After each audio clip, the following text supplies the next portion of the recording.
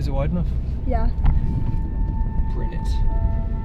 Okay, so this video is going to be about, I suppose, kind of an update on I'm Fine. It came out on Monday, and I wanted to make a little video and talk about it. I've conscripted my youngest sister Elizabeth to come in the car and ask me questions about it. So you didn't even want McDonald's? I know, McDonald's is part of the deal. Take a video of you. And we're also celebrating Elizabeth finishing her Irish oral today by getting her a McDonald's. Hell yeah. Girl boss. So, I know myself, Andy, the director, and Connor, the cinematographer, have all gotten tons of messages off people saying how much they enjoyed it and how important and impactful a piece it'll be and has been, I suppose, for people already. How did it come about? Who came up with the idea of it? That's a great question. So, I already came with the list. I would have been ready. no, it's better if it's kind of off the cuff, I think. So, myself and Connor have known each other not well, but we've been friends for maybe 2 years. We went on a surf trip together in the summer of 2018, I think. Could have even have been 2017, I'm not actually sure. And myself, Connor, and Andy all became friends through Instagram just by following each other's content. We all have quite similar styles and we all like to make quite similar things. And Connor was running a podcast last summer, and I remember listening to an episode where he interviewed Andy, and then he interviewed me on that podcast about a month later. And at the end of Andy and Connor's podcast, they talked about doing a project together and you know what that might entail. And then I think similarly enough, at the end of the podcast with myself and Connor, he said something similar to me. And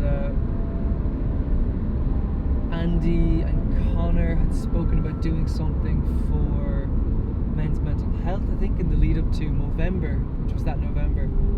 But we all had other projects going on, and there was lockdowns and stuff, so it was all kind of getting in the way.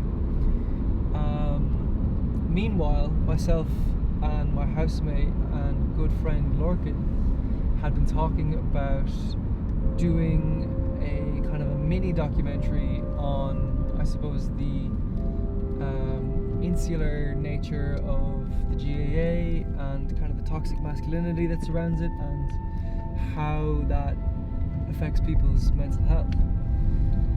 And I remember meeting, I think it was Andy, for a coffee one day in Hatch in Black Rock, which is a little cafe that they have there.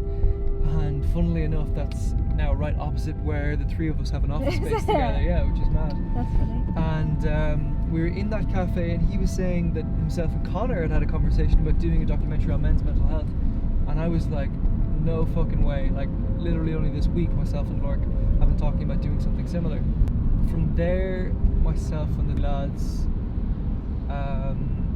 started having kind of meetings, and we actually used to record the meetings kind of almost as a podcast in itself, and we would sit down and discuss ideas. I think we had like maybe 5 like brainstorming sessions together before I went away to Switzerland and France. And I remember we had a group chat, the three of us, for discussing these ideas, and Andy wrote in one day and he said, I'm after setting up a creator account or a producer account with RTE, will I pitch it to them for the crack? And all three of us were like, yeah, it's unlikely that they'll get on board, but like, hey, why not, you know? Yeah. We've got nothing to lose. And they loved the idea, and they wanted to have a Zoom meeting with us right away to talk about it. And as it turns out, they themselves, RTE and RTE Player more specifically, were thinking about doing a series very similar to I'm Fine anyway. And at the time, funnily enough, we wanted to call it something like The Conversation. And like, in fairness, we never really had found a name that we were really happy with. Yeah.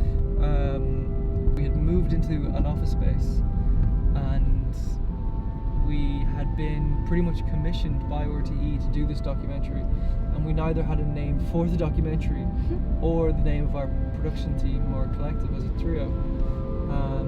I think Connor actually came up with both the name for the documentary and the production company in like the same day.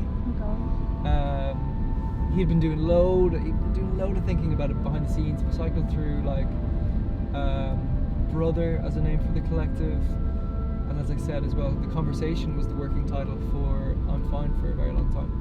And I think RTE were delighted to find out that we were going for something else then, because they had actually had a different show, not called The Conversation, but I think it was like no, the word conversation was used in their other title, but yeah, thankfully we didn't go down that route. So yeah, that's how Outlier and I'm Fine came to be. I think once we realised that RTE were serious about commissioning this piece off us, we were like, okay, we're going to need a place for three of us to work together on this, because it's going to require high level collaboration. And let's look at the menu here. Yeah. And yeah, then we decided to get an office together, and we've been there since early March, and we'll be there for hopefully another few months at least. Alright, let's look at the menu here. You can pause there. Okay. Yeah. How do I pause? And just give me 1 sec as well. Does my hair look okay on the camera? Does it? Oh, you can see us? Yeah, okay, there's a camera here. Oh, really? What would you do differently? Ooh. What would you do differently about the doc? I definitely would have given us more time.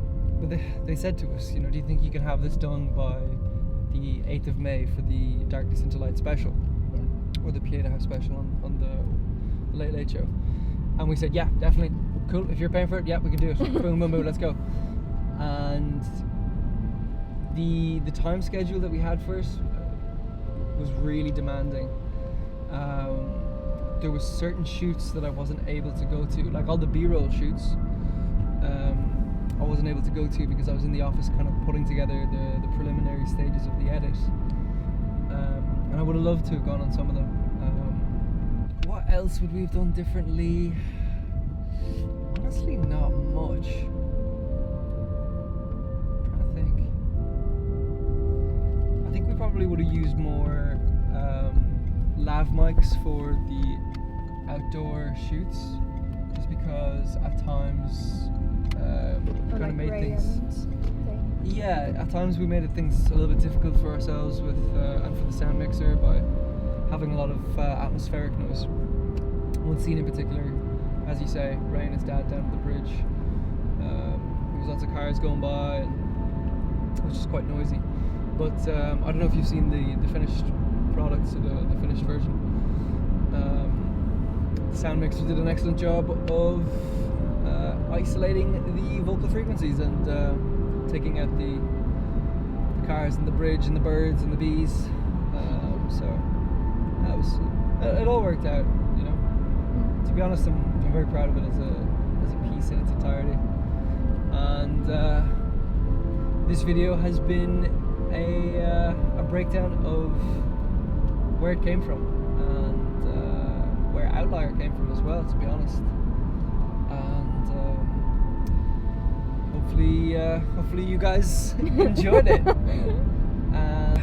Thanks for watching, and see you tomorrow, maybe.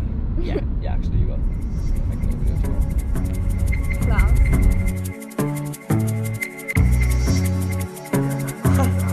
That's me. No one ever saw me cry until I left the party the other night. Do you remember all the things that you said to me that came out of his mouth automatically? That I'm so used to saying I'm fine. And then something that you did to hurt me last year comes to me. Despite one day I just wanna hear you say I like you.